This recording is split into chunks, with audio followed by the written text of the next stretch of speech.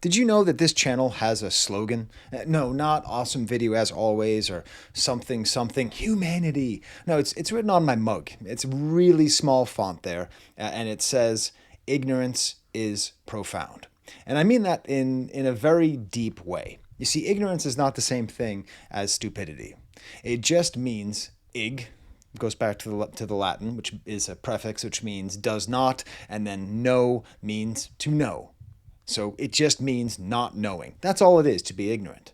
And I think there's a profundity in ignorance. Because you see, admitting ignorance is where the depth comes in. The world gets more complicated, more nuanced, when you are able to accept the things that you don't know. It forces a kind of humility. And one thing this channel has proven to me is that I am wildly ignorant about music, all forms. Rap, pop, rock, classic rock. I'm ignorant about all sorts of music. But you know, if you think right now, you close your eyes and you think about the smartest music critic you know, the best thinker on music, they are also wildly ignorant.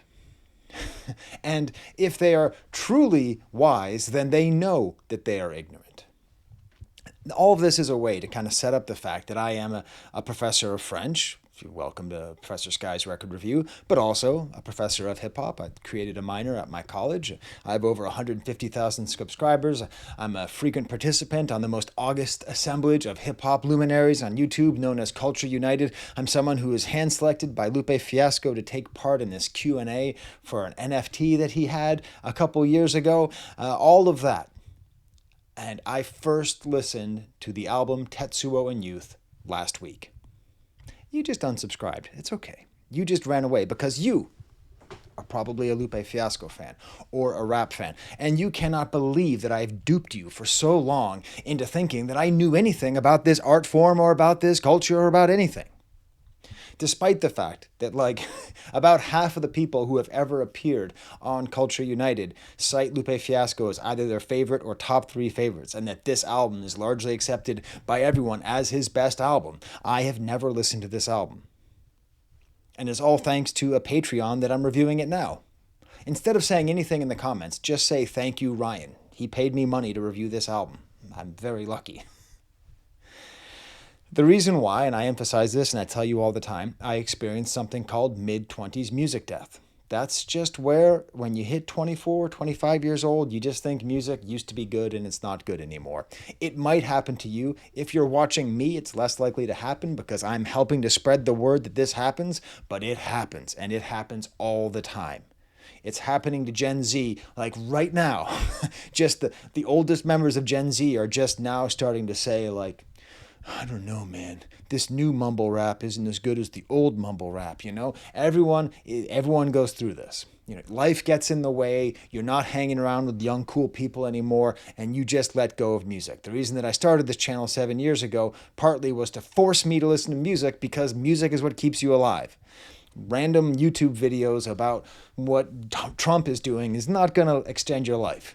But listening to music, being connected with what I think is the greatest art form on earth, really does keep you going. So I don't know anything about Lupe Fiasco. I mean, since I started the channel, I've reviewed everything he's put out. I reviewed House, loved it. Drill Music in Zion, I still think is one of my best reviews. The Samurai, you know? But my ignorance of Lupe Fiasco, I think, is part of what makes me a great commentator on Lupe Fiasco, because I'm unburdened. When he was the hot young thing coming up in the new voice of Chicago and maybe lyrical rap isn't dead and all that, I was writing my master's thesis on the nature of authorship. That's what my master's thesis was on.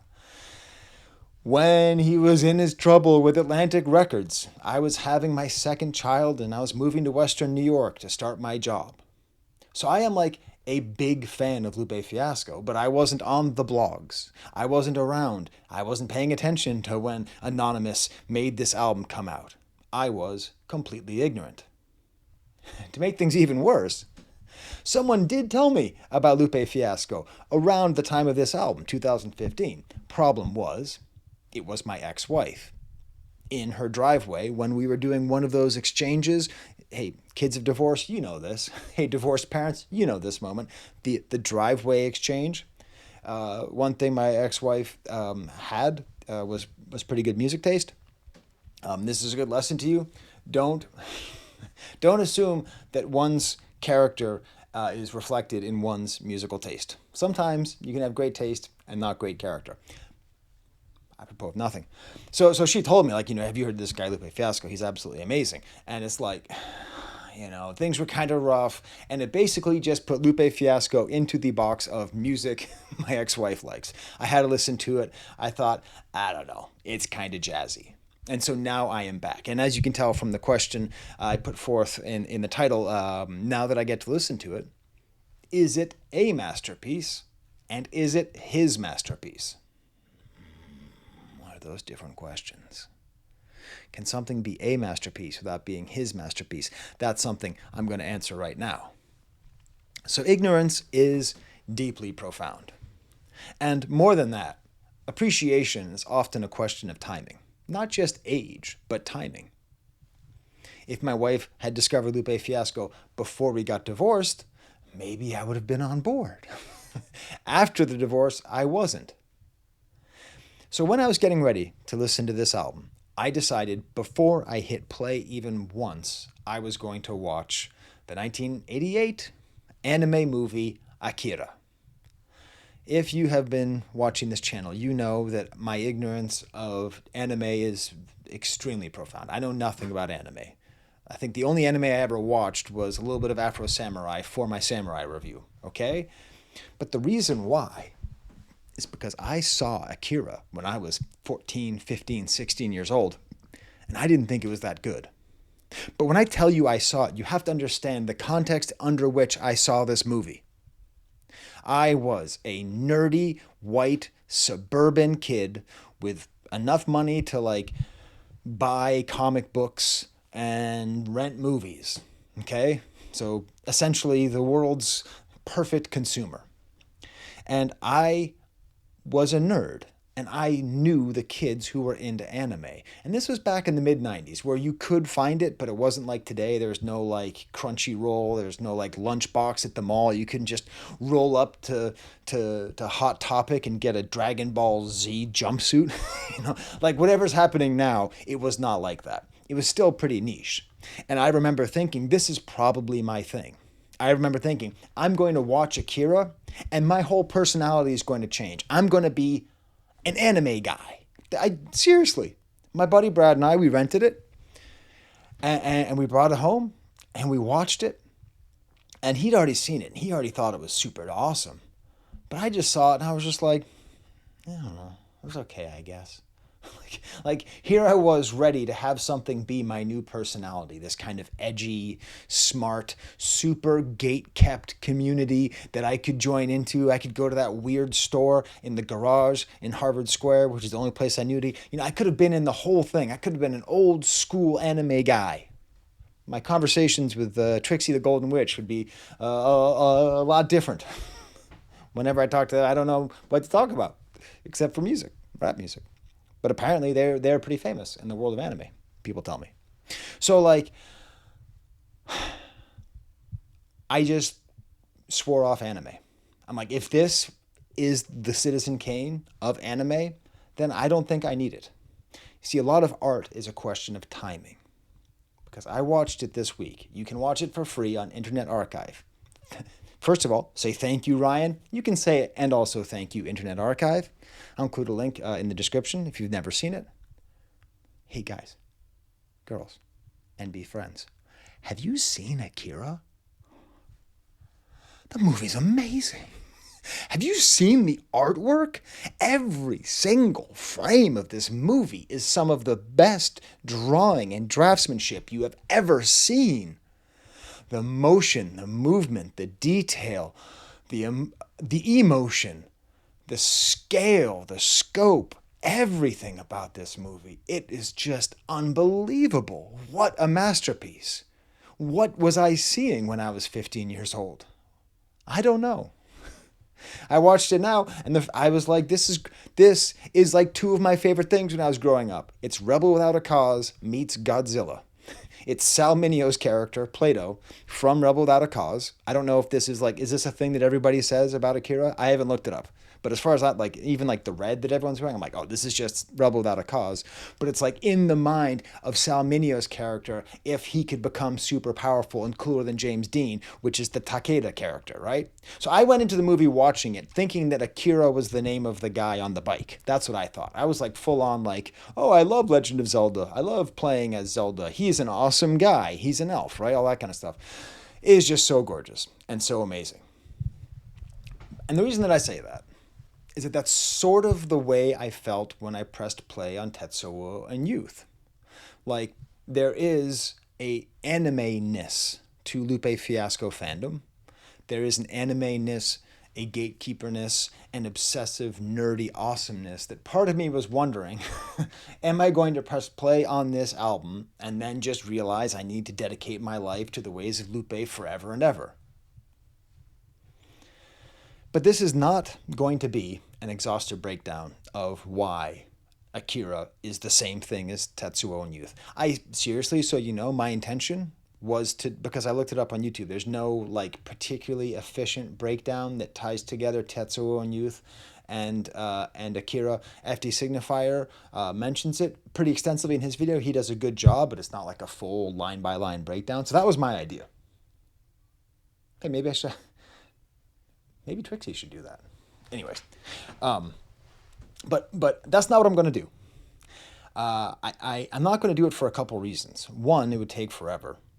And I think that FD Signifier summed it up really well by just talking about the album and the movie are very much about misguided anger, which I think is a really great way to put it.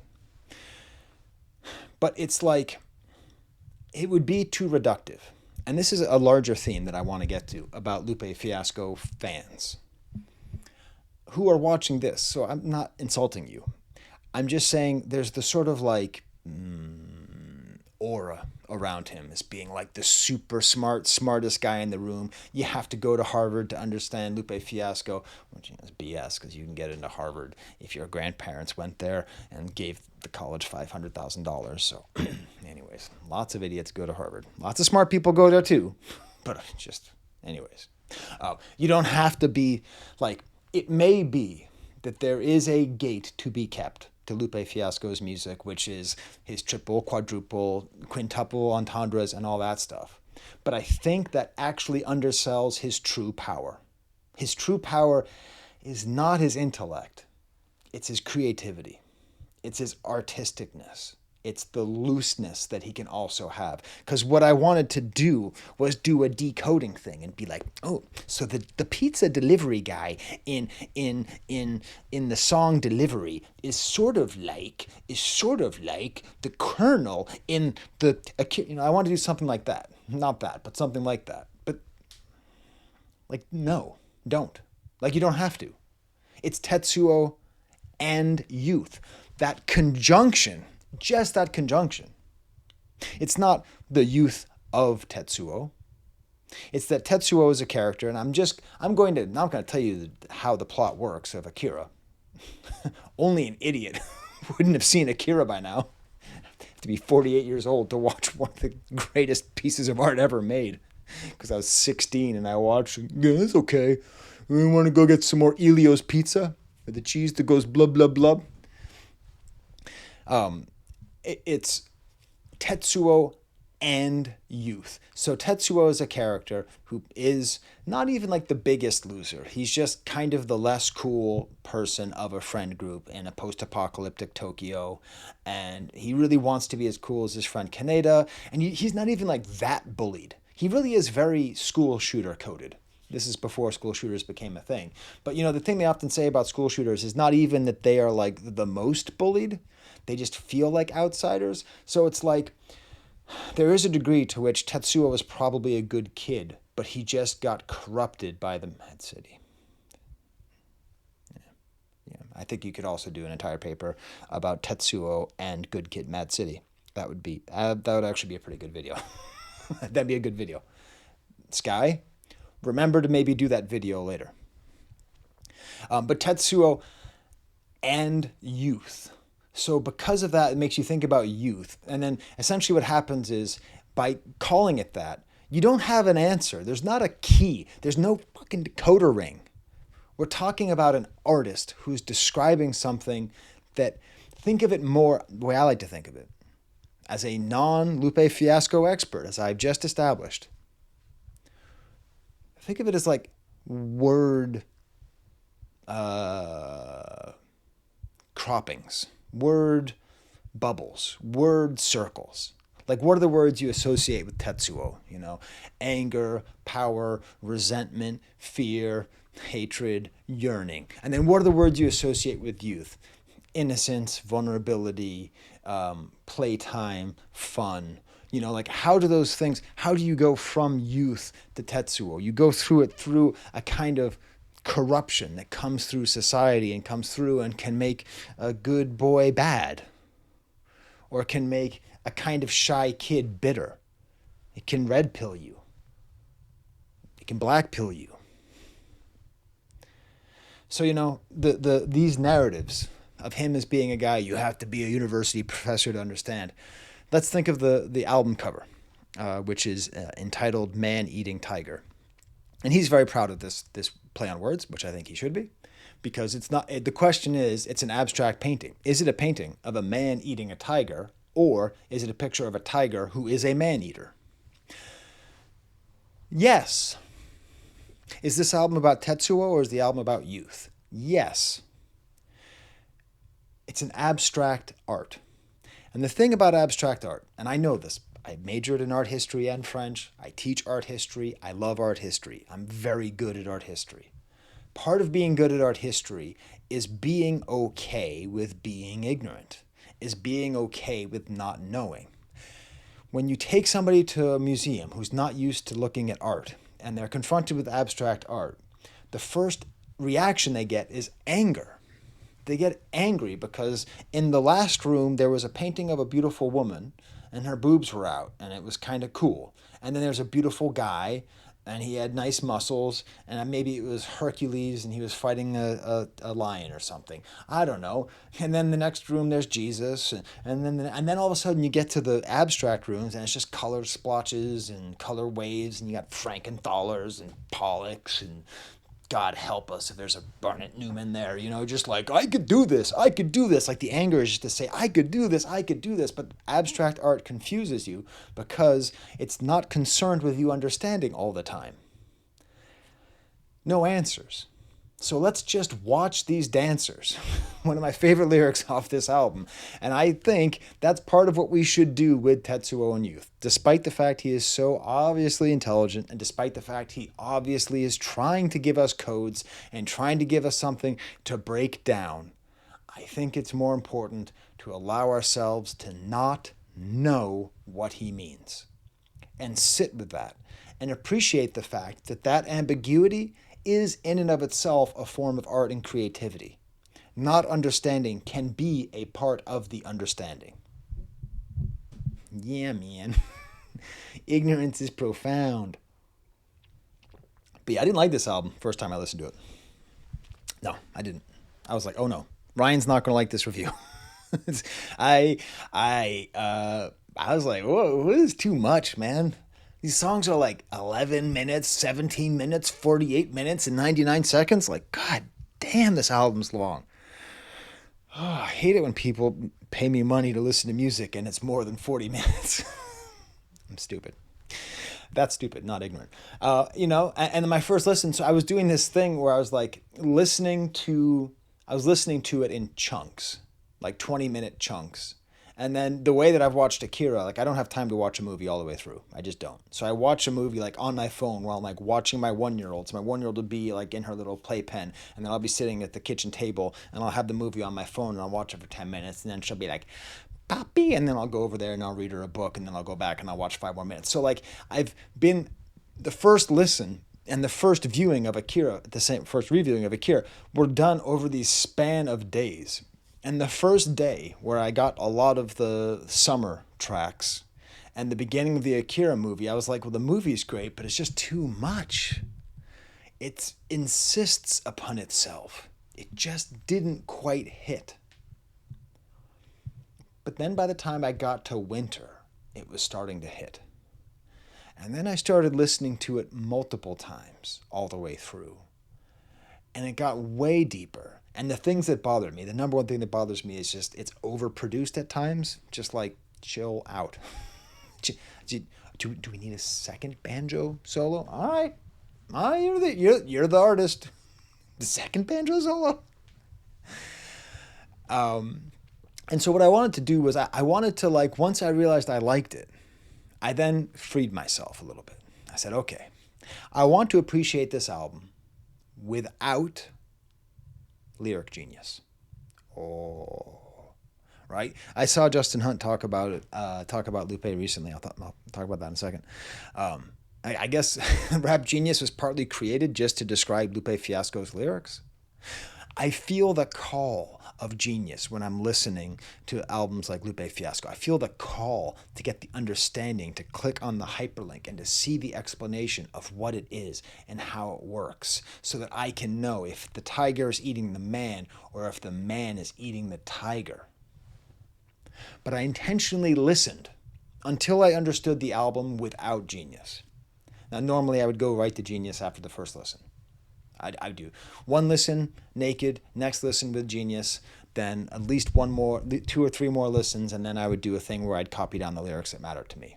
But what this ended up doing was it forced me to live with the music, live with the lyrics, live with the ambiguity, and let the understanding seep in.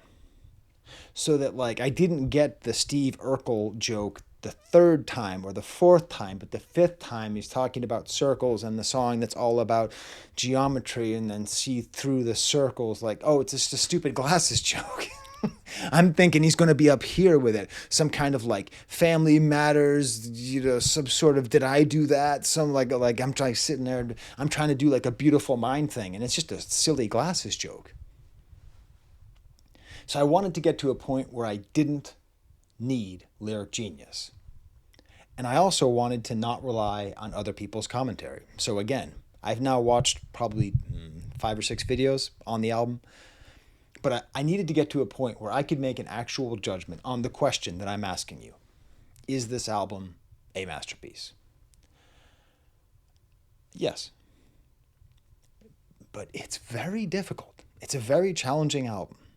I think the weight of the album is a detriment to someone like me who's listening to it for the first time. But it was when I was looking through my notes on that 3rd, 4th, 5th listen, and I noticed that I just put in my notes favorite song 3 different times for songs which the first time I listened to them, I didn't like. Okay? I'm like, I said Madonna was my favorite song? I thought I don't like that song. Let me listen to it again. And so there was one particular song that I think was where it all clicked for me. I'll let you guess in the comments. You can go ahead and guess in the comments. Speaking of comments and commentary, so yeah, I'll give you a little overview of what I've been watching to help. Def Goldblum has a great video about it being a masterpiece. Just if you don't follow Def Goldblum, he's really great. Justin Hunt has at least 2 pieces on it. One about how Anonymous defeated Atlantic Records. And oh, by the way, so you see, I'm a little cheeky. I have my 75 years of Atlantic Records. I just thought this would be funny if I showed you this. This is the book right here, the Atlantic Records book. And there's all sorts of pictures of rappers here, Like, you got Roddy Ricch and Lil' Kim, You got Pretty Ricky. Pretty Ricky gets a full-page spread. The only mention of Lupe Fiasco, there's no pictures, just right here. It says, where is it? It's just, oh, wait, not here. It's back here. It just says, plus, Atlantic hip-hop found a voice of a new generation with the influential work of Chicago's Lupe Fiasco. An entire book of 400 pages of full-color photographs. And there's not a single picture of Lupe Fiasco. So that's a pretty good sign that they didn't end too well there. But you can watch the Justin Hunt video about that. That's really good. Maybe you've already seen it. If you haven't, You know what to do. Punch yourself in the face. I watched Anthony Fantano's review, which is remarkable how consistent he is, how much he found his style and work. The only thing is he just did a lot more of the Max Headroom stuff. But back then, he gave it a 7, by the way. His complaints about the album were oddly similar to mine before the album unlocked for me. I wonder if the album is unlocked for him. Dead End Hip Hop had a great video about it because they had sort of like, one person was like, I'm not ready for it. And then another one, I think it was Mike, was just like, this is just it. This is just the greatest thing. And then there's FD Signifier's video, which FD Signifier, I talk about him all the time. I think he's the best YouTuber ever. I think it's him, Contra, Lindsay Ellis. That's like my sort of Mount Rushmore there. And like, his video is so good because it talks about his personal relationship to Lupe Fiasco's music while also explaining the ways that it's difficult to be a Lupe Fiasco fan. I am not enough of a Lupe Fiasco fan for me to say it's difficult for me. I mean, I follow him on Instagram, and I feel like the dude maybe needs to do a little less videos of himself working out and flexing. But listen, he's what, 42, 43? I was 42 5 years ago. It's exciting when you're not like old and fat when you're in your 40s. So I'm not going to shame him. It's maybe a little bit much there. But anyways, that's just a great video. That's some of his best work. And does this album work backwards? That's one of the themes I will tell you at the end. Smash the like bucket if you like this video. AVAA stands for awesome video as always. I will try to heart it, but I've made a new policy where I only check my comments once a day because it was ruining my life. Being a successful YouTuber is way, way more stress than being an unsuccessful YouTuber. But don't worry, I almost made myself unsuccessful. I made some new merch. That's just me, handwritten. Ignorance is profound.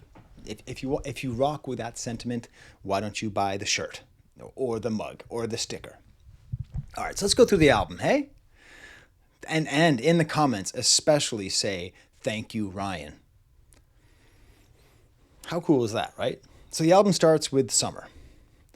Just nice slashing strings. This is the weight of the album becoming clear to you. Just like, okay, there's a real idea, a really deep idea.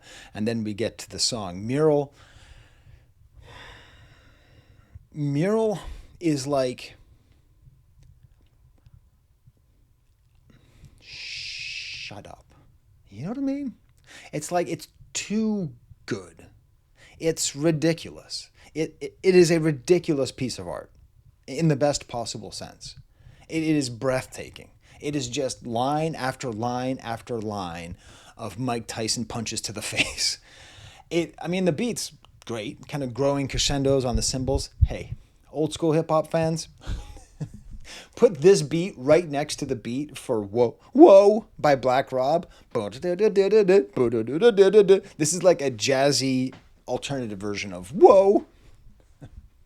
More so, I rip your torso, I live the half-life.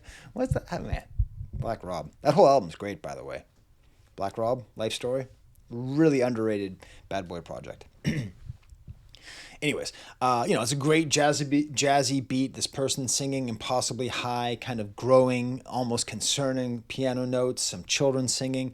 But just every single lyric here does the thing that Lupe Fiasco does better than anybody, which is rap in a way that's accessible but also extremely heady, meaning extremely intelligent in a way that you can just get wrapped up in it. But the cadence of his voice, the flow of his voice means that if you choose to just tune out, you can just tune out.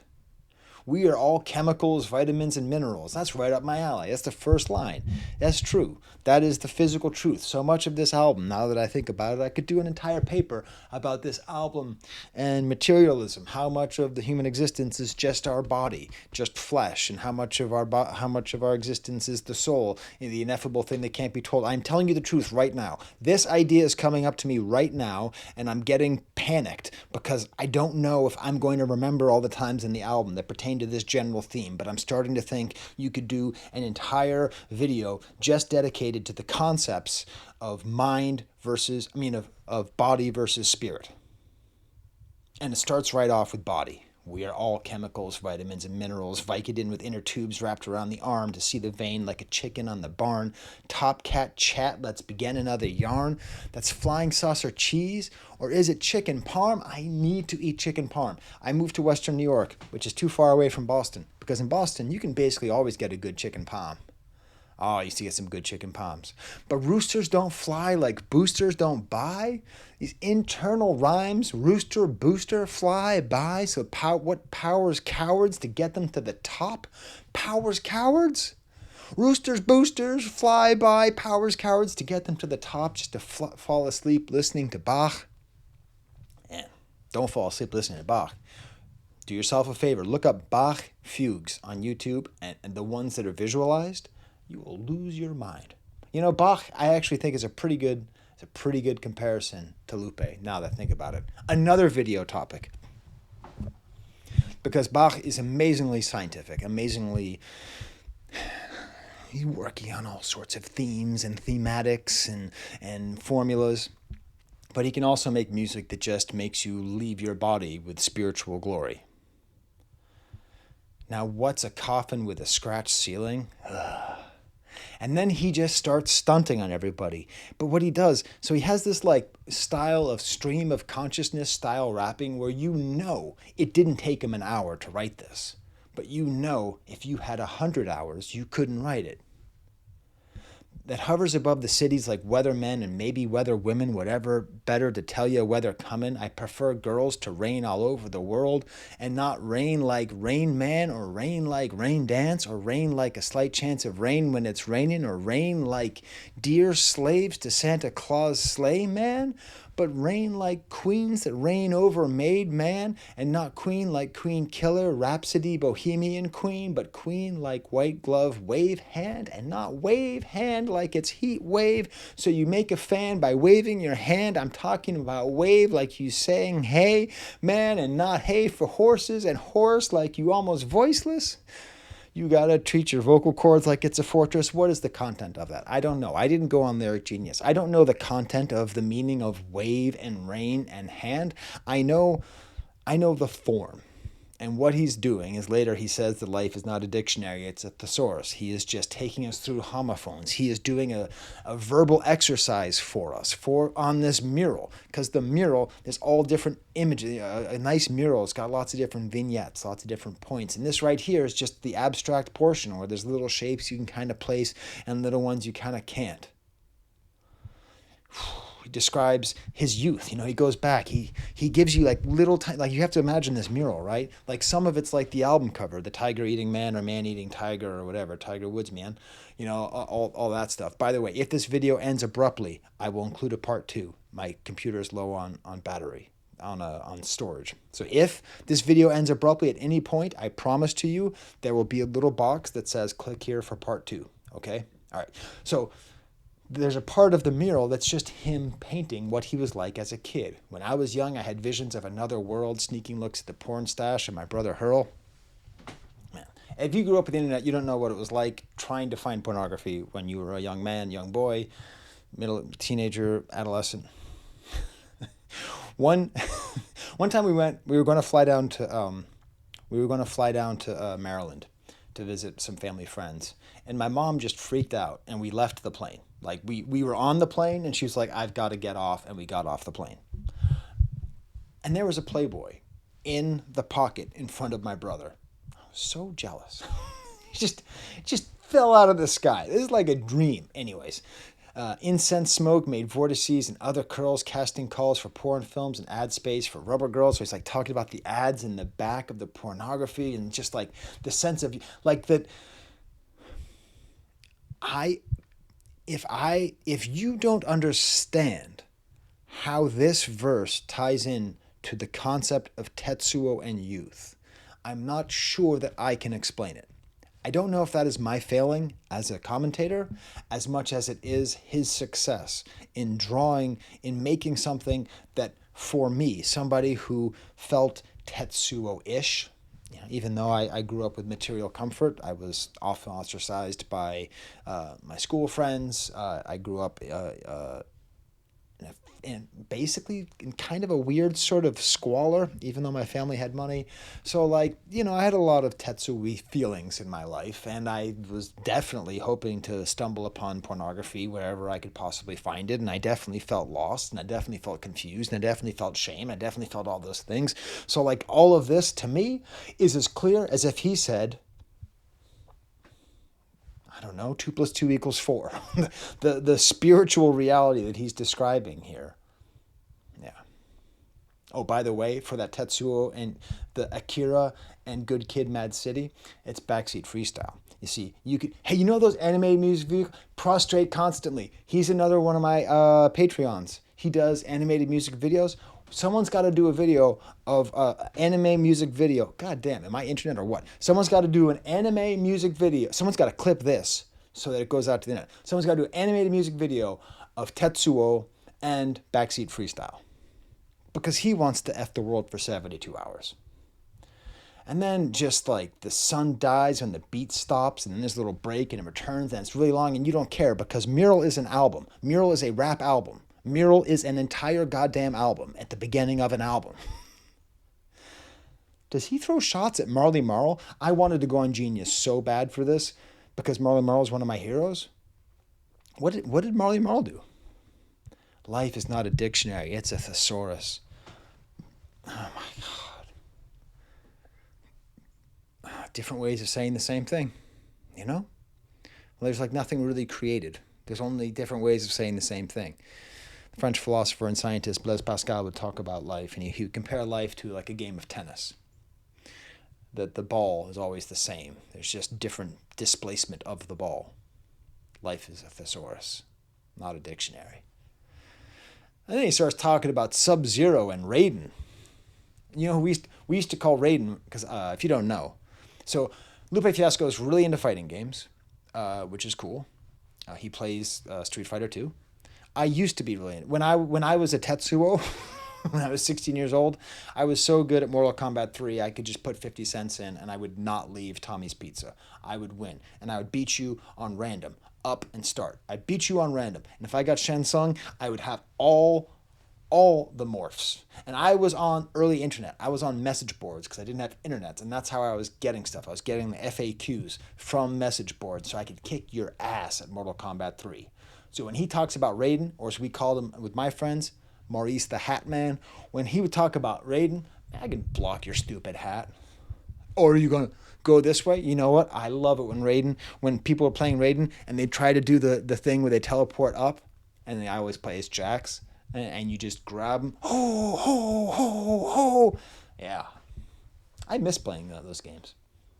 Slipping through the cracks like when you're trying to grill gruel? Dude, that doesn't make any sense.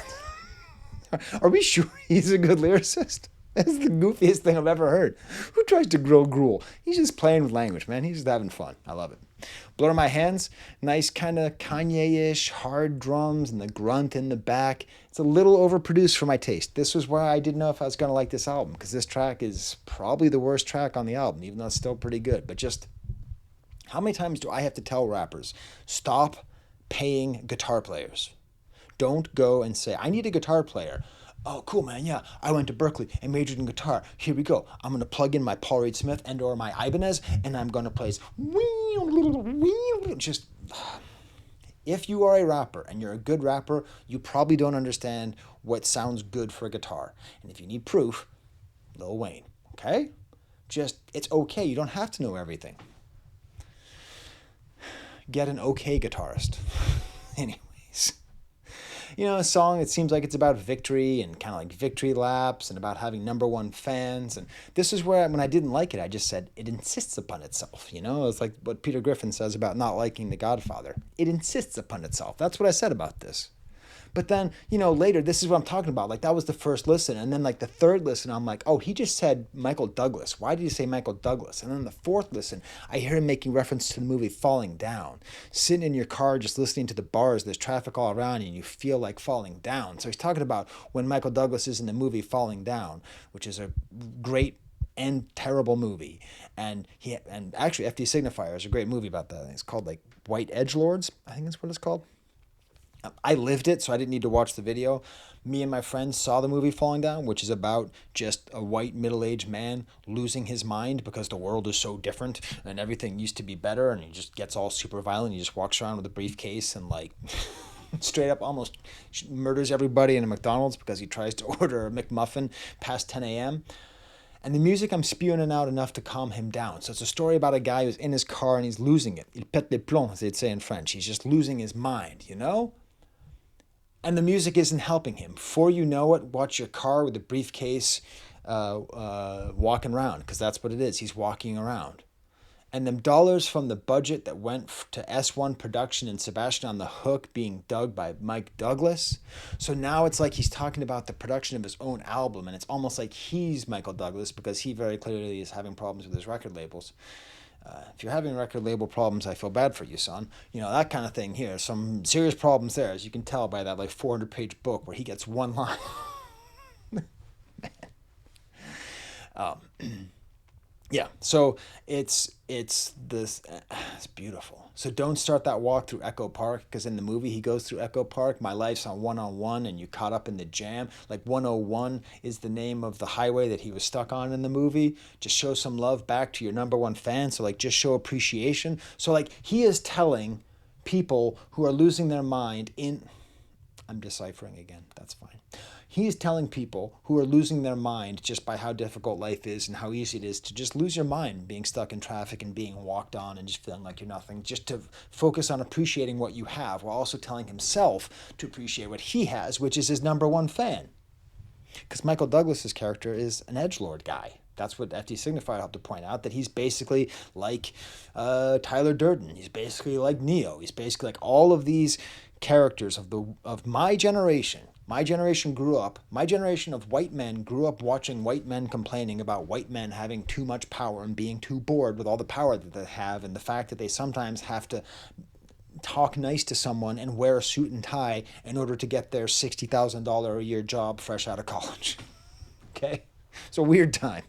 My generation is just as silly as any other. So in a way, the Michael Douglas character is kind of a Tetsuo character. Again, Tetsuo, I read Tetsuo as a kind of school shootery kind of guy. By that, I mean someone who feels pushed around and needs to exert his power, and the power that he gets is from the mystical Akira, whatever, nuclear, or whatever the hell's going on in that movie. And the power that Michael Douglas has is in his rage, and the power that a school shooter has is through the weapons, you know? Then we get the dots and lines. There we got the banjo. Just a brief reminder, banjos are older than guitars, and they come from Africa. So even though your image of a banjo is a white guy in overalls with two teeth, it goes back to Africa. Hey, Africa, thank you for most rhythm in music, virtually all drums that aren't like kind of tame waltzes, and the banjo, amongst many other things. 6 minutes long, though, I don't know, man. The beat is fine, but the chorus is just too much. I don't know. It's a different kind of flow. But then what happens is, here, I wrote this down. I said in my notes, Skye, read this directly. You end up liking this song the more you listen because you pick up all the little references. You are more ready for them. So I'm not going to go into all the like geometry of God stuff, because my dad, I got to tell you, my dad was a kook. He's a great guy, but he was a kook. If I gave him the lyrics to this song, he would have like tied it together to like the geometry of Buckminster Fuller and the philosophy of Plato, and it would have been like 2 or 3 weeks of being unable to talk to him because he'd be tying it together to his theories about geometry and Pythagoras and all that stuff. So someone starts talking about like perfect geometry and stuff, I'm out. But then there's this whole bit here where he talks about the importance of the metaphysical, of the mind and the body, and how crass we are and how silly we are as people to just so consistently trade in the spiritual for the physical. It's a shitty trade. The physical part of my church emits the invisible arts of my work. To make gold from garbage is not the alchemical part of this map, right? So alchemy is turning something into gold. That's what alchemy is. They really thought they could do that. They couldn't. And by the way, once you can do that, it's no longer rare, so who cares? Doesn't matter. Okay. But truth be told, it's the pursuit of gold that turns the goal of men into trash. So the alchemy is not that he had a tough life and comes from a tough spot and he's able to turn that into musical gold. It's that people turn the actual gold, like their pursuit, their life, their artistic vision, into the pursuit of gold. And that's what turns it into trash. Gold turns things into trash. That's how he's describing alchemy. As opposed to turning trash into gold, he's describing that gold itself turns things into trash because people keep chasing the fucking bag.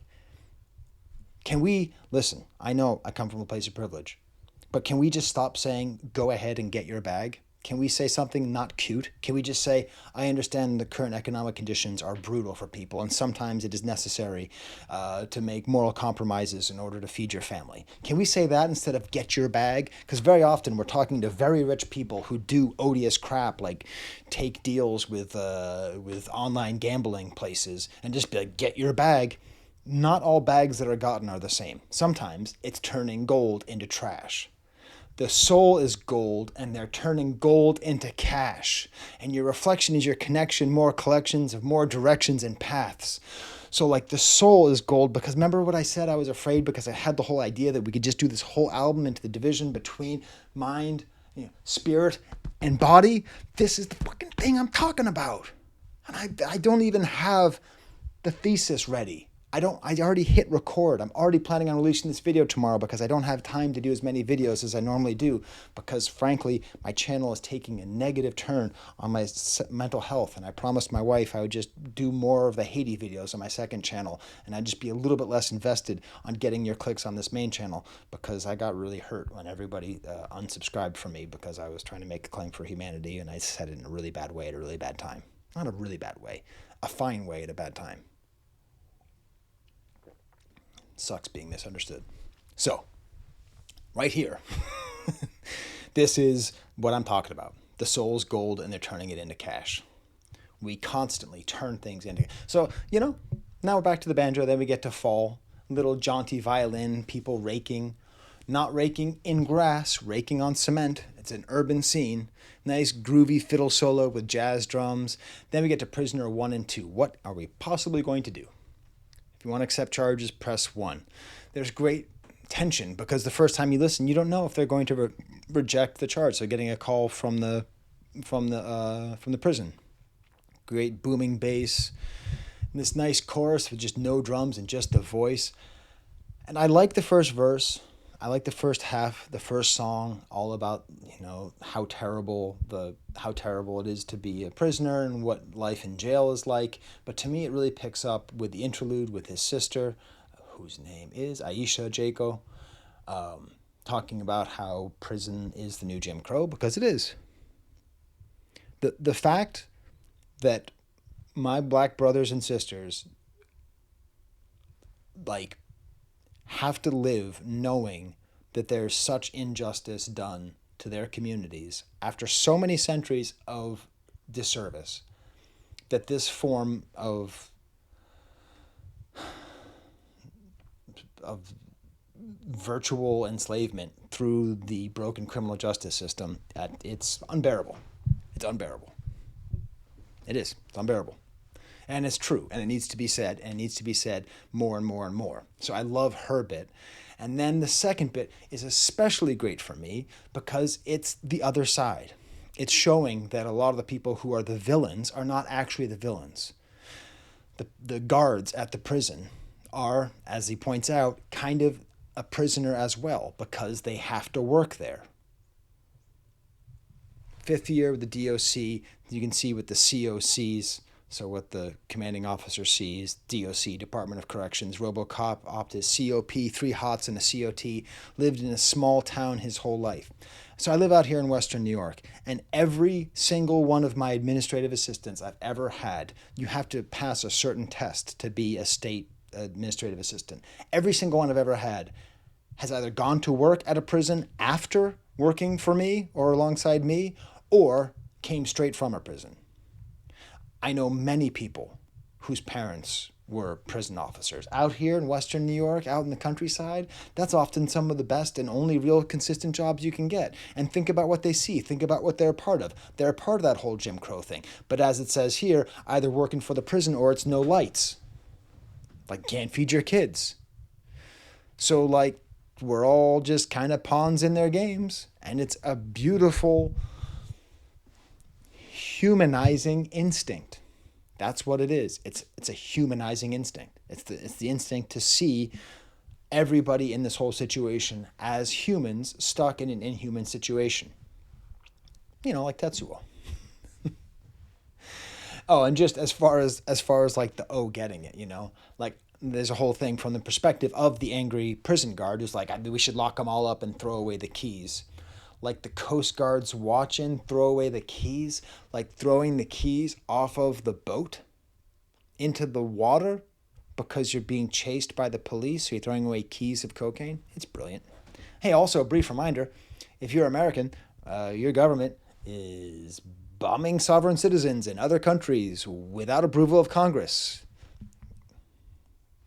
We're doing that. We're bombing drug boats. It's totally illegal. It's not kind of illegal. It's internationally and nationally illegal. And that's happening. That's not even the Epstein files. Next song is called Body of Work. I did not like this song that much at first, but I came to love it. This is just where you just get used to this album. You just kind of get into it. I love this Troy singer. I don't really know Troy very well, but it makes me think this is what inspired Kanye's usage of 070 Shake on his stuff.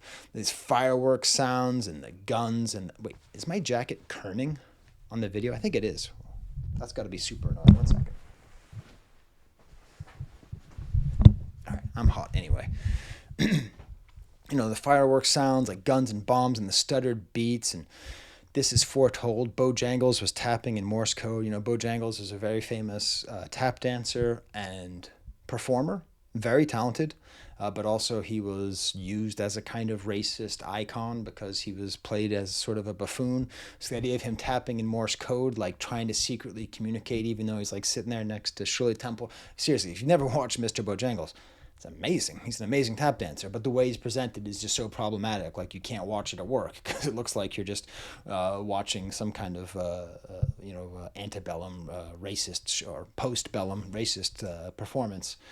But that lyric is just going to stick with me for the rest of my life. Bojangles was tapping in Morse code. The idea he was trying to communicate, but he couldn't because he couldn't. And that's where, like, is this whole album like actually about like getting out of this record deal? Like I feel like there's an entire reading of this album you could do where like he's trying to say that he's Bojangles, that he's trying to communicate in Morse code, he's trying to communicate how stuck he is in this record label and how oppressed he is, like, and even that could sort of be tied into the whole soul and body thing because it's like he's trapped, like his body is trapped in Atlantic but his spirit wants to be free.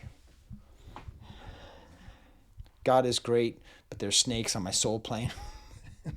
So, have you seen Soul Plane, by the way? It's a really good movie, except sexual assault is such a joke in that movie, I had to stop watching. Like, it's a surprisingly very well written movie, but dear God, sexual assault is not a joke, ever. My anatomy will be the end of me. You see, it all ties back in. It all ties back. Tio Pepe. It all ties back in to the soul and the body, because my anatomy will be the end of me, because you're stuck. His corporeal self is stuck with frickin' Atlantic Records. And that's a song I don't like that much on this album, but we're still not at the song that I declared a masterpiece. Little Death, featuring Nicky Jean, more of a jazzy beat. So Little Death is a French term for orgasm. That's a term they use. So I assume that's what this is about, because it's like the hell we raised to the heavens, do anything for la petite mort, la petite mort. So like, you know, like it's true, we do anything. Like what we do for orgasm, I mean, we do a lot of stuff to orgasm. There's a lot of effort in human, there's some lyrics sort of about like homophobia and lyrics about like not accepting that. And this is where I said, read this directly, okay? Can we just let this song be a song? It's kind of cool. Don't really know what it has to do with orgasms or anything, but I'm just going to let it stay there. I like this hook. I like these rhymes. It's good rap songs. It's not even grammatically correct, Skye. Murders go free because the junkie's a funky witness. No scratches. Another, I guess, low point on the album. Again, it's just the guitar. Just rappers, stop paying studio guitarists to play. It just doesn't sound good. It's okay. I do like how he's basically doing a stylistic experiment here. It feels to me like he's just trying to rap like Tupac over the beginning here. You know, he even rhymes memories with enemies. He held back on adversary, but I guarantee you, he does watch some of my videos. So if you are watching this, if you happen to be watching this, Lupe, I doubt you are. Is there a version of the song where you use the word adversary? I bet there is. It sort of like kind of sounds like Phil Collins in the back. And a whole beautiful thing about like sickness and Black Americans being sick. And I meant to copy the lyrics over, but I didn't. So I guess that'll have to go on my follow-up Tetsuo video because it seems as though I'm probably writing one. Then the next verse, he's like in a Kanye style. Like, pretty good, ain't it? Like, he even says, ain't it? Like, just like he does. And then he makes reference to James Dean, who was the Kaneda character in Rebel Without a Cause. So I figure it might be right there. Then we get to winter, and then, beautiful, dangerous, sharp sounds, the winter. I live in near Rochester, New York. So our winters are very similar to those of Chicago, which is to say, they forge your personality. Whenever sometimes you go out with the kids, I say, kids, you feel that? That's the sharp wind honing your personality. Because, man, Chopper it's a posse cut, but the beat is so good, it just works. It's so too long that it's not too long. So sometimes when I saw how many people were on it, I was like, there's no way this is going to be good. And then on Dead End Hip Hop, they mentioned that he forgot to ask for only 16 bars, so everyone just sent in 32. And he was just so idgaff about this whole project, I guess, I don't know, that he just left it on there. And it ends up shooting the moon. It ends up like if they were just 16 bars each, it would be too long. But because they're 32, it makes it like extra long. It's like how Austin Powers, Mike Myers, his theory of comedy is you do something that's funny and then you do it until it's not funny and then you keep doing it until it's funny again. That's how long the song Chopper is. And then the chorus is so good it ties everything together. Filet mignon with my food stamps, this kind of incongruous thing of poverty and luxury at the same time. Car co-signed by my mama, meaning he needed a loan to get the car and the car to be co-signed by his mother, indicating he didn't have enough money to get his own loan. Medical card from Obama, because of course, I said this in a video recently, if you know any angry middle class or lower middle class white people, just ask them, has anyone done anything more for you than Obama did with Obamacare? Because yelling at trans people doesn't actually help lower class white people. It doesn't. But Obamacare sure did. Background check for a chopper, so like that the governmental gun control for the gun. And I feel like this whole thing, I think Chopper is intentional. I think it's tying it together to BG's album, Chopper City in the Ghetto. You see, I may be ignorant of Lupe Fiasco, but that's because after I heard Chopper City in the Ghetto, I was like, okay, this is what good rap is. It's a great album. But just feels kind of New Orleans, just for the kind of like, hey sounds. And then we get to the song that made me realize it was a masterpiece, the song called Deliver. Again, these far away harp sounds. Do you know how few mistakes I make for not editing my videos? I'm going to give myself a little bit of credit for that. Far away harp sounds, a little snappy click track and the southern hey. And this is it. This is where I realized that the album was a masterpiece, because this song just says so many things. And it's not even the chorus. Well, I'll get to the chorus. It's this line. I always wondered where the ghetto from, because I'm from the ghetto. The never ghetto come. So, like, that's basically the difference between, I think, intelligent... It's going to sound so obnoxious. Curiosity is... Any teacher will tell you, any professor will tell you, the most important trait of a student is curiosity. It's not discipline. It's not dedication. It's curiosity. If you don't have curiosity, you don't have anything. Most people are tragically incurious. You are, what, 55 minutes into a review of an 11-year-old rap album? So I think we're okay. You're probably not in that group. But it's curiosity that you want. When I'm teaching, when I teach about the history of Haiti, when I teach about French grammar, when I teach about hip-hop, when I teach about literature, very often the reaction is a lack of curiosity. It's curiosity that leads to intelligence, right? Wisdom begins in wonder. That's a Socrates quote from Plato, right?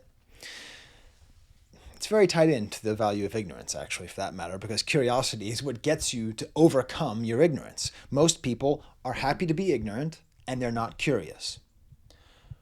Of all the things you can be curious about, like right now, I'm obsessed with trees because it's fall, and I realize the only difference between trees that I know is oak trees and maple trees. And I feel like I should know more different kinds of trees. I should be curious about that. And we should be curious about where we live. How many people, like me, grew up in the American suburbs and never thought about the conditions that were necessary to create the American suburbs?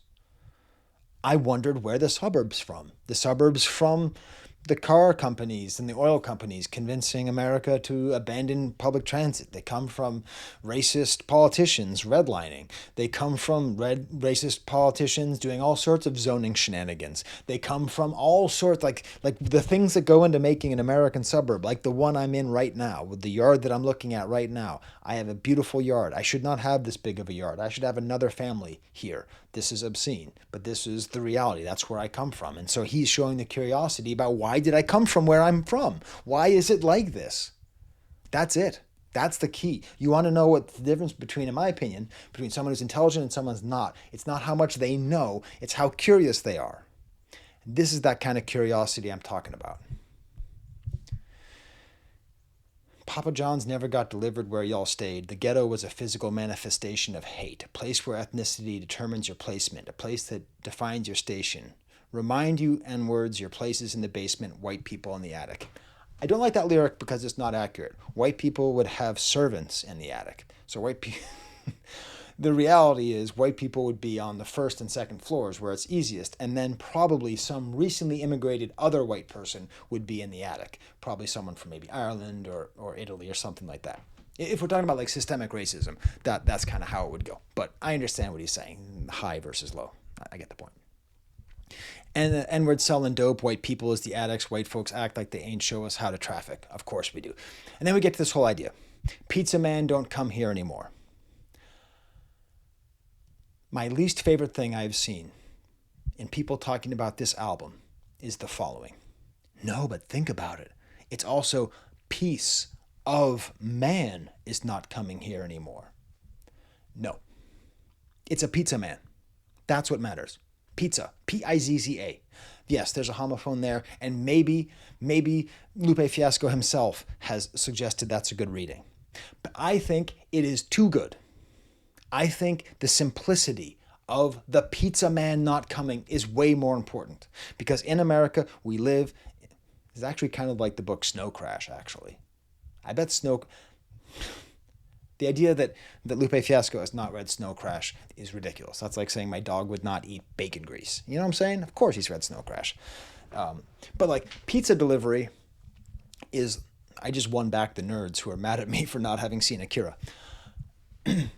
But like a pizza delivery person in America is like the symbol that we've made it. Like we always are one phone call away from pizza. And I think the deepest reading of this song is not piece of man. It's actually the pizza man, the pizza delivery guy, because it's the free market failing. I said this in a recent video about why I support Zoran Mandami for mayor of New York, even though I don't live in New York, because the food desert is the thing he's trying to take care of, because the free market has failed the urban poor. The free market should have provided high quality food for a reasonable price, but it hasn't. The free market has failed, so we need other forces. This is the free market failing the American ghetto. The pizza man won't come. You can't even get Little Caesars.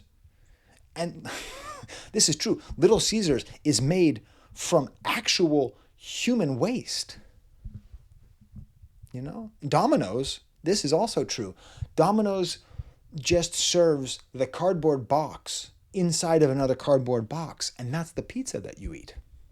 Okay? So, like, that's all a joke, by the way, in case Mark Ilyich wants to come after me. Macedonia's own Mark Ilyich. I think that's the actual deep reading. And I feel like this is important because, 911 is a joke taught us that the public services fail the ghetto, and we know that. And 911 is a joke, I will argue up and down, is probably a top 3 political rap song of all time. Because when I heard it, I didn't know what the fuck he was talking about. I didn't understand the iniquity that he was living under. Because where I lived, where I grew up, 911 worked just fine, thank you very much. This is the private sector version of that. The thing that everyone relies on, that you can call and get a pizza, it won't even happen because things have fallen apart. My favorite moment from the Dead End Hip Hop video is they clown on Ty Dolla $ign at the end for him ad-libbing, "It's so sad, no pizza." There's he just ad-libs one extra line. It's very charming. Then we get to Madonna with a nice kind of Kanye moaning beat, sort of a dark fantasy era style beat.